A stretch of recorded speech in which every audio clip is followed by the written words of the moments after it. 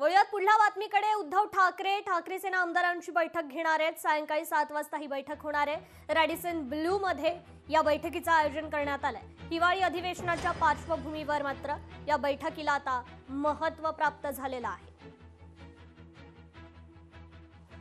तर Radisson blue मध्ये आता ठाकरेंच्या शिवसेनेच्या बैठकीचं हे आयोजन करण्यात आलेलं आहे। उद्धव ठाकरे यांच्या मार्गदर्शनाखाली ही बैठक होणार आहे। बैठकीत मात्र आगामी महानगरपालिकेच्या निवडणुकांबाबत आता कार्यकर्त्यांना पदाधिकाऱ्यांना सूचना करण्यात येतील का हे पाहणं आता महत्त्वाचं ठरणार आहे। संध्याकाळी 7 वाजता रॅडिसन ब्लू हॉटेलमध्ये या बैठकीचं आयोजन करण्यात आलेलं आहे।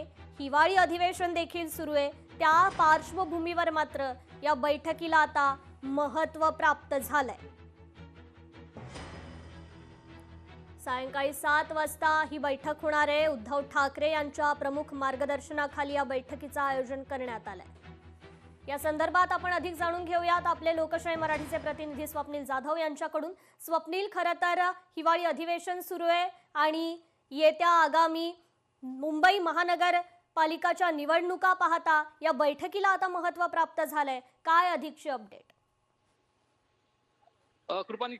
शिवसेना उद्धव ठाकरे पक्षाचे पक्षप्रमुख उद्धव ठाकरे हे नागपूरमध्ये आहेत, हिवाळी अधिवेशनाला उपस्थित राहतात। मात्र हिवाळी अधिवेशनादरम्यान सरकारवर काही प्रश्नांची सरबत्ती सुद्धा होताना पाहायला मिळते। याच प्रश्नांची उत्तरं देताना सरकारला कोंडीत पकडण्याचा डाव हा विरोधकांकडून आखला जातो। या संदर्भात आज खरं तर ठाकरे गटाच्या आमदारांची बैठक उद्धव ठाकरे घेणार आहेत। यामध्ये आगामी जे 2 ते 3 दिवस राज्याचं हिवाळी अधिवेशन चालणार आहे, या दरम्यान सभागृहात जनतेचे कोणकोणते प्रश्न मांडायचे आणि कशा प्रकारे सरकारला कोंडीत पकडायचं, जनतेचे प्रश्न कसे मार्गी लावून घ्यायचे या संदर्भातील मार्गदर्शन जे आहे ते उद्धव ठाकरे आज करणार आहेत। त्याचप्रमाणे शेतकऱ्यांच्या संदर्भातील विषय हा ठाकरे गटाने वारंवार लावून धरलेला आहे। त्यामुळे शेतकऱ्यांना मराठवाड्यातील असो किंवा उर्वरित महाराष्ट्रातील असो, शेतकऱ्यांना मदतीसाठी ठाकरे गटाकडून प्रयत्न सुरू आहे। त्यामुळे आज आणि उद्याच्या बैठकीमध्ये अनेक मुद्दे समोर येणार आहेत। कृपा, निश्चितच स्वप्नील, धन्यवाद आपण दिलेल्या या अपडेट संदर्भात।